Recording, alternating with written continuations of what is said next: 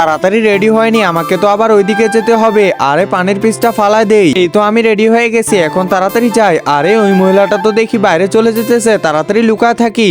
এই তো আমি গাড়িটা স্টার্ট দিয়ে দিলাম, এখন আমি চলে যাব। আরে ওই মহিলাটা তো দেখি চলে গেল, এখন তাড়াতাড়ি ওদের বাসার ভিতরে যেতে লাগবে। আরে দরজাটা তো লক করা, কোনো ব্যাপার না, আমি এখনই খুলে ফেলতেছি। এই তো খুলে ফেললাম, এখন তাড়াতাড়ি দেখতে লাগবে যে ওদের লকারটা কোথায়। এই তো লকারটা পেয়ে গেছি, এই তো খুলে ফেললাম। আরে কি ব্যাপার, এখানে তো কোনো কিছুই দেখতেছি না। আমাকে আরো খুঁজতে লাগবে, যেমন করে হোক বের করতে লাগবে। আরে কোথাও তো পাইতেছি না। আরে ওইটা কিসের ডায়েরি, দেখতে লাগবে তো।